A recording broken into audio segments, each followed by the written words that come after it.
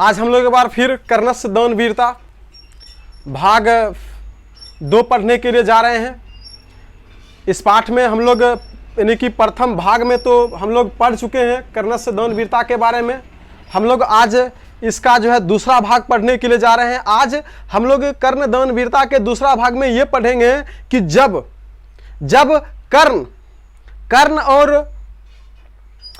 कर्ण जो था ये कौरव पक्ष था और इधर जो है पांडव जो है 5 भाई हैं और इधर जो है कौरव 100 भाई हैं और कौरव के तरफ से जो है ये कर्ण जो है युद्ध कर रहे हैं। इधर पांडव है, इनके तरफ जो है कृष्ण है जो सारथी अर्जुन के सारथी के रूप में रह रहे हैं।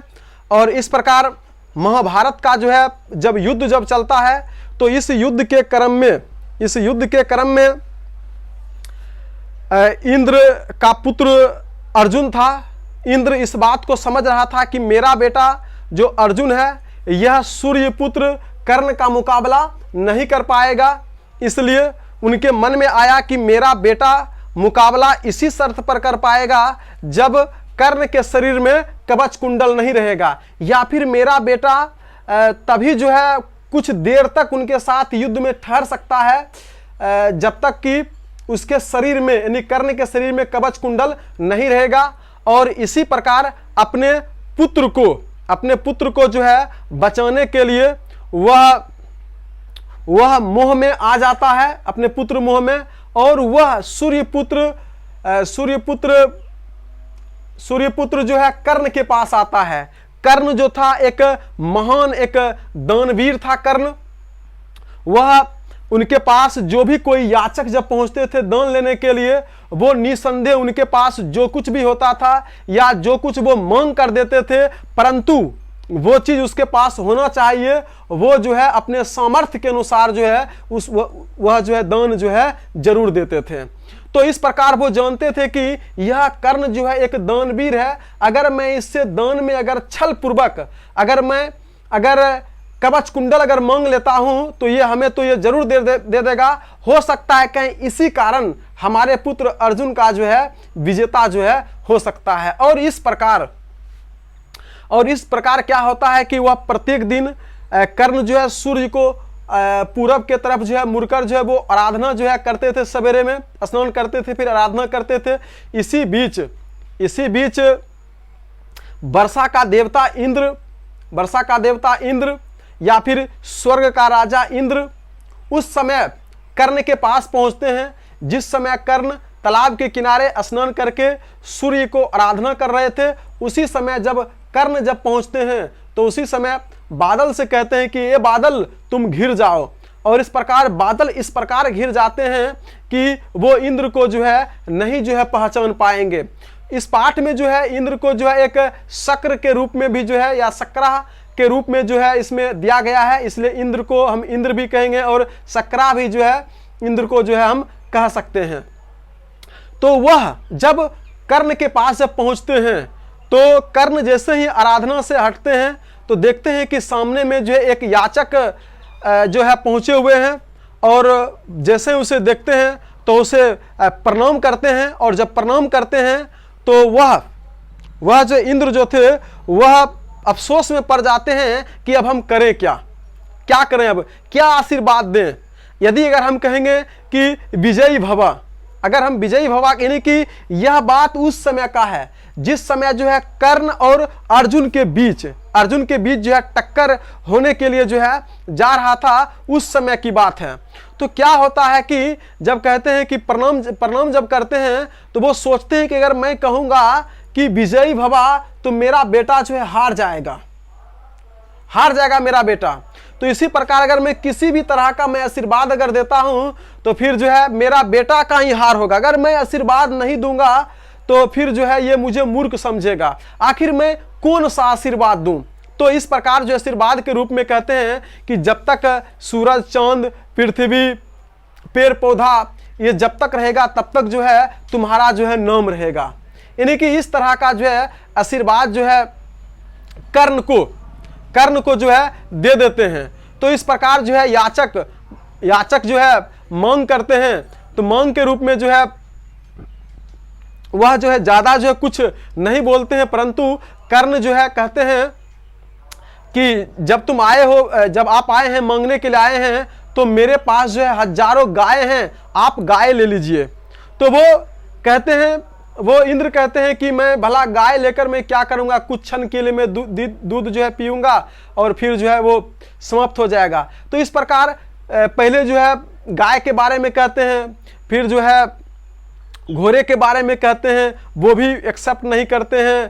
कहते हैं कि साधु भला घोड़े चढ़कर क्या करेगा, फिर हाथी कहते हैं 1000 हाथी ले लो, फिर कहते हैं कि हाथी मैं चढ़कर क्या करूंगा, फिर सोने चांदी हीरा जवाहरात की बात करते हैं, फिर आगे चलकर जो है समस्त पृथ्वी को कहते हैं मैं जीत कर लाकर दूंगा। कहते हैं कि साधु के लिए ये सब क्या है। तो इस प्रकार बहुत सारे कुछ उनको देने के लिए तैयार होते हैं, परंतु वो इंद्र जो था एक छली जो है था, वह छल करना जो है ज़्यादा जानता था, छल में जो है वो ज़्यादा जो है विश्वास रखते थे। इस प्रकार वो जो है उनका नज़र जो था केवल जो है कवच कुंडल पर था। इसी प्रकार दान देने वाले वस्तु जितना भी था कर्ण के पास, सभी दान के वस्तु उसे बता देते हैं, परंतु उनका ध्यान तो कवच कुंडल पर था। और इस प्रकार अंत में कहते हैं, कर्ण कहते हैं कि हे साधु, मेरे पास जितना भी मेरे पास दान देने योग्य वस्तु था, मैंने जो है सभी वस्तु आपको मैं देने को इच्छुक तो हुआ हूं, परंतु जो है आप लेने को तैयार नहीं हुए हैं। अब मेरे पास दान देने के लिए एक ही बचा हुआ है और वह कवच कुंडल है। तब फिर कहते हैं कि कवच कुंडल जो है दान में ले लो, और इस प्रकार जो है वो ना नहीं करते हैं और कवच कुंडल जो है वो दान में जो है मांग लेते हैं छल पूर्वक। और इस प्रकार वो कर्ण दान यानी कि जान का प्रवाह न करते हुए वह जो है निस्वार्थ भाव से जो है उसे जो है दान में वह कवच कुंडल सूर्य का जो दिया हुआ था जन्मजात उसे जो है दे देते हैं। और इस प्रकार वो ले लेते हैं, और लेने के बाद जो है वो इंद्र जो है अपना रूप में आते हैं और कहते हैं कि मैं तुम्हारे इस वीरता से, भक्ति से, ये दान वीरता से मैं प्रसन्न हूँ। इस धरती पर आज तक तुम्हारे जैसा न कोई दानवीर हुआ है और न होगा। जब तक ये सूरज चांद पृथ्वी रहेगा तब तक जो है दानवीर में जो है तुम्हारा जो है नाम आएगा, क्योंकि तूने जो है अपना जान देकर जो है तुमने दान किया है। और इस प्रकार जो है वह जो है उसके बदले में इंद्र जो है एक दान के रूप में एक तीर ही देते हैं। तो इस प्रकार कर्ण कहते हैं कि नहीं, मैं दान जो है नहीं ले सकता हूं। अगर एक दानी जो है दान देकर अगर कुछ मांग ले तो फिर दान देने का आज से क्या रहा। तो फिर जो है बातचीत के दरमियान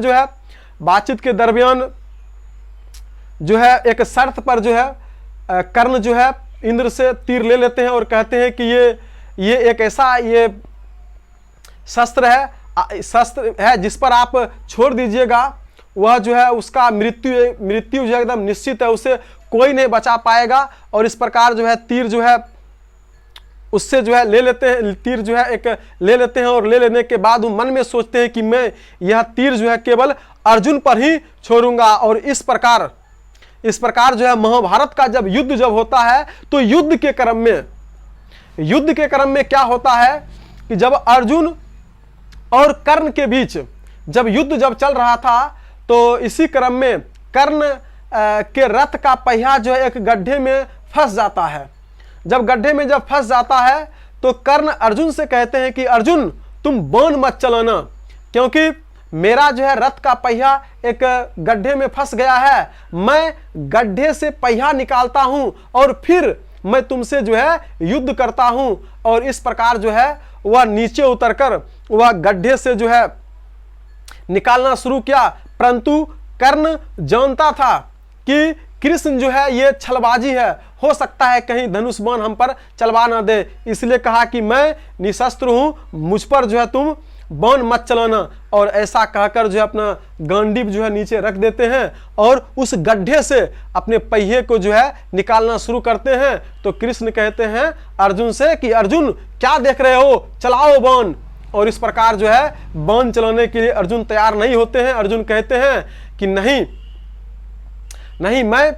मैं निहत्थे पर वार नहीं कर सकता हूं। तो इस प्रकार अर्जुन कहते हैं कि तुम्हारा पुत्र अभिमन्यु भी तो निहत्थे था, इसी ने और इसके साथ साथ इसके साथ साथ भीष्म पितामह, गुरु द्रोणाचार्य सबने मिलकर तुम्हारे पुत्र निहत्थे पर वार किया है। जब तुम्हारे पुत्र पर यानी कि निहत्थे पर जब कर्ण वार कर सकता है तो तुम क्यों नहीं वार कर सकते हो। और इस प्रकार जो है वह अर्जुन वह जो है अपना तीर जो है उस कर्ण पर चला देता है और कर्ण का जो है मृत्यु हो जाता, सिर जो है कटकर हट जाता है और मृत्यु हो जाता है। परशुराम भी ठीक ही कहे थे कि जिस तरह तुमने हमसे छल के साथ शिक्षा प्राप्त किया उसी तरह तुम्हारा मृत्यु भी छल के साथ होगा। और इस प्रकार छल के साथ उस कर्ण का जो है मृत्यु हो जाता।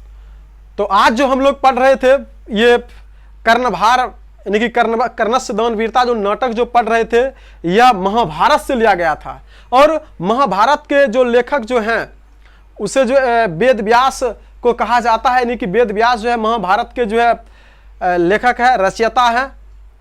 और इसमें जो एक दुर्योधन का चर्चा आया जिसकी माँ जो थी वो गंधारी थी और उसके पिताजी जो थे वो धृतराष्ट्र थे और वो जन्म से जो है अंधा थे। तो इस प्रकार हम लोगों का ये समाप्त होता है। और हम लोग इस चैप्टर का ऑब्जेक्टिव है तो हम लोग ऑब्जेक्टिव देखें, जरूर इस प्रश्न का जो है उत्तर जो है समझ में आएगा, ऑप्शन आएगा, हम निश्चित रूप से जो है जवाब जो है दे पाएंगे। अगर यह वीडियो अगर आपको अच्छा लगे तो जरूर BR अम्बेडकर आर्ट्स क्लासेस आप सब्सक्राइब करें। यह दूसरा भाग है ये। धन्यवाद।